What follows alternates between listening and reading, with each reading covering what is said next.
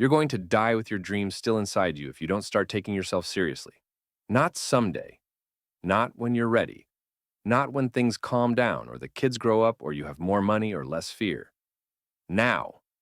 Because here's what nobody tells you. The universe doesn't care about your potential. It doesn't care about what you could do or might do or would do if circumstances were different. It only responds to what you actually do. And right now, you're teaching it that you don't mean business. You're teaching it that your desires are optional, that your goals are negotiable, that your word to yourself is meaningless. So it keeps giving you exactly what you're asking for, a life that matches your level of self-respect. Want to know what that looks like? Look around. This is it. This video will show you why you're exhausted, stuck, and unfulfilled. Not because you lack talent or opportunity, but because you've stopped taking yourself seriously.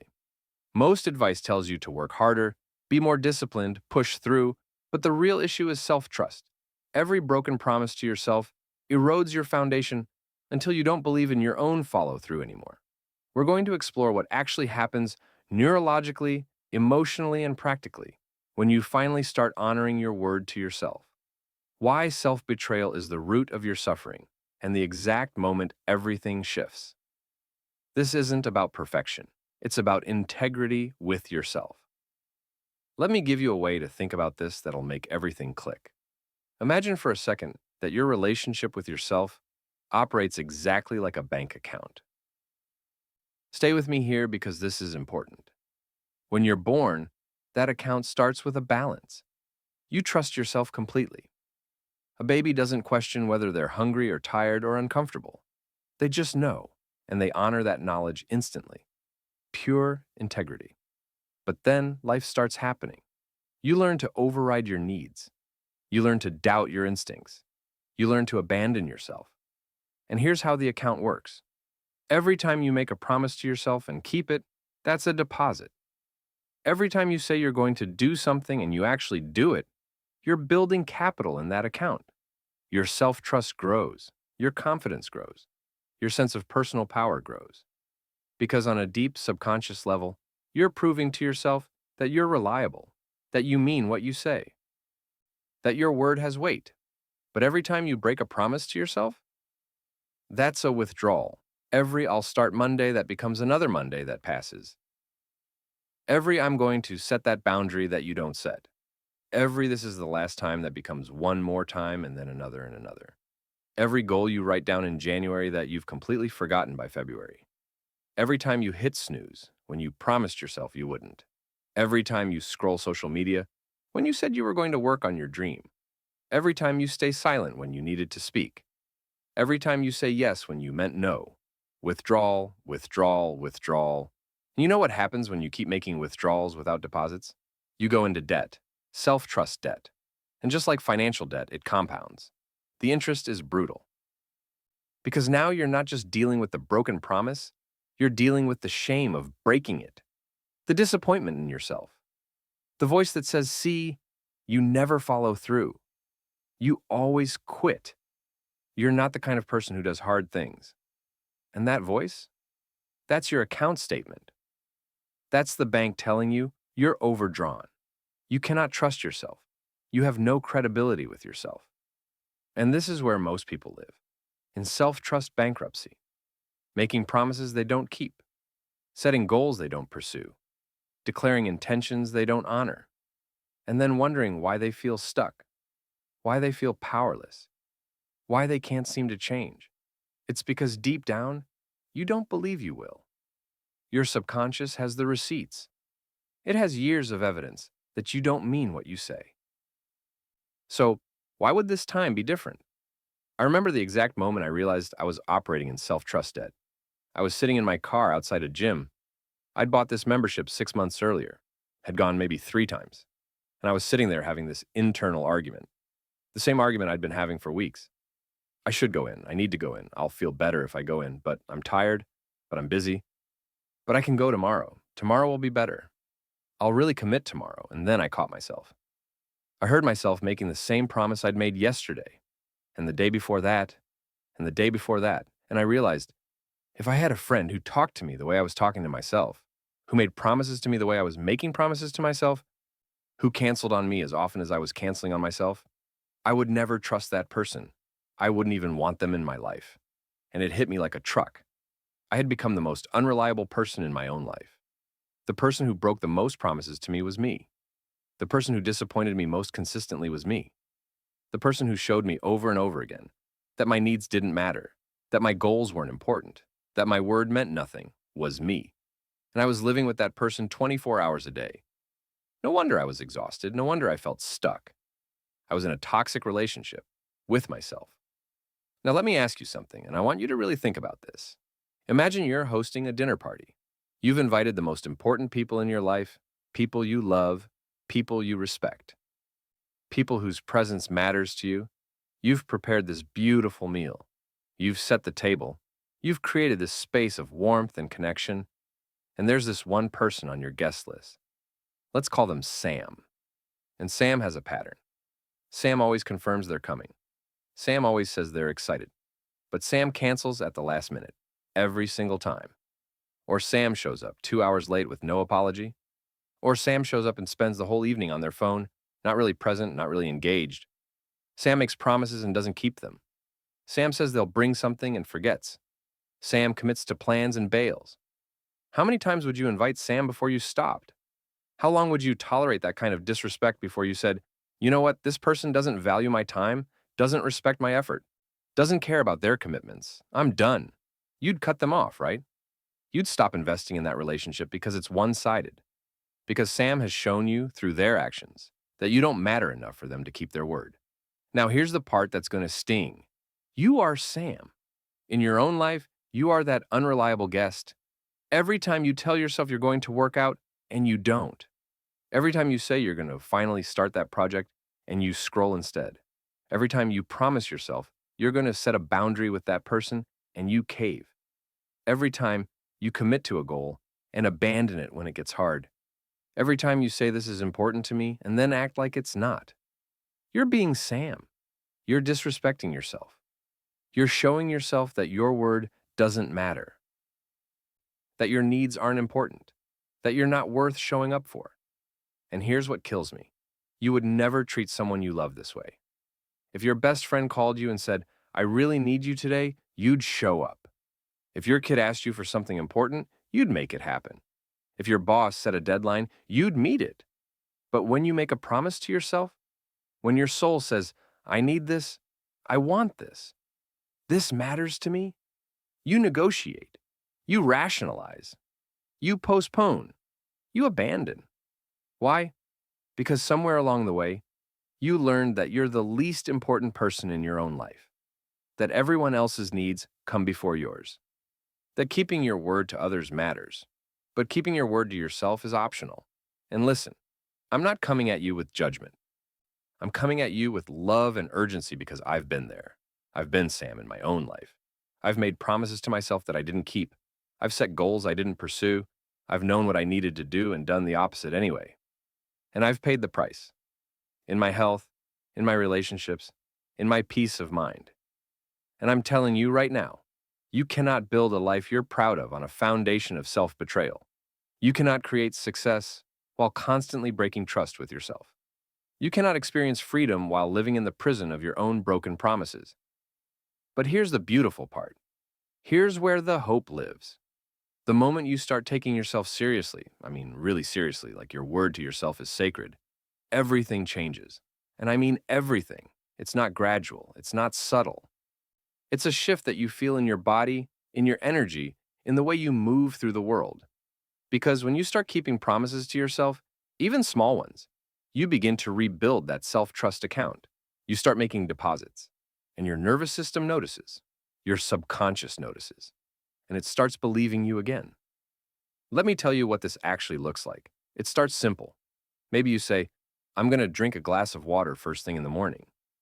That's it. That's the promise. And you do it every day for a week. You do it. And at first, your brain doesn't make a big deal about it. It's just water. But subconsciously, you just proved something. You said you'd do something and you did it. You kept your word. Deposit. Then maybe you say, I'm going to move my body for 10 minutes today, not an hour at the gym, not a perfect workout, just 10 minutes. And you do it. Another kept promise, another deposit, and slowly, something starts shifting. You start believing yourself. You start trusting that when you say something, you mean it. And that feeling, that's power returning to you. That's integrity being built. That's self-respect in action. And then it compounds. Because now, when you face a bigger decision, do I stay in this relationship that's draining me? Do I leave this job that's killing my soul? Do I finally pursue that dream I've been postponing? You have evidence. You have a track record. You've shown yourself that you follow through, that you mean business, that when you say something matters, you act like it matters. And that evidence gives you courage. It gives you clarity. It gives you the strength to make the hard calls. Because you're no longer trying to prove something to yourself. You already know. You can trust you. Let me be really clear about something, though. Taking yourself seriously doesn't mean being perfect. It doesn't mean never failing or never messing up or never having a bad day. That's not integrity. That's insanity. Taking yourself seriously means honoring your word even when it's inconvenient. It means doing what you said you'd do even when you don't feel like it. It means treating your commitments to yourself with the same respect you treat commitments to others, maybe more. It means if you tell yourself you're going to set a boundary, you set it, even if it's uncomfortable, even if the other person gets upset, even if you feel guilty, because your word matters more than temporary discomfort. It means if you commit to a goal, you work on it, even if progress is slow, even if you feel scared, even if no one's watching or cheering you on, because you're watching, you're keeping score, and you refuse to disappoint yourself anymore. And here's what starts happening when you live like this, when you take yourself seriously. First, the anxiety decreases. That constant hum of, I should be doing more, I'm falling behind, I'm not enough, it quiets. Because you're not at war with yourself anymore. You're not constantly breaking promises and then beating yourself up for breaking them. You're in alignment. Your actions match your intentions. And there's a peace in that that no external achievement can give you. Second, your decision-making becomes crystal clear. You're not endlessly debating and second-guessing and asking everyone else's opinion. You know what matters to you. You've proven to yourself that you follow through. So you decide and you move. Decisively, confidently. Not because you're arrogant, but because you trust yourself. You have your own back. Third, your relationships transform. Because when you stop abandoning yourself, you stop tolerating people who abandon you. When you start keeping promises to yourself, you stop accepting broken promises from others. When you honor your needs, you stop pretending you don't have any. And the people who can't respect that, they filter themselves out. And the people who can, they step up. They meet you at the level you're operating on. Because you're no longer available for anything less. Fourth, your goals actually happen. Not because you suddenly have more time or more resources or perfect conditions, but because you've built the one thing that makes achievement inevitable, self-trust. You say you're going to do something and you do it. You commit to a direction and you follow through. You encounter obstacles and you problem solve instead of quit. Why? Because you've trained yourself.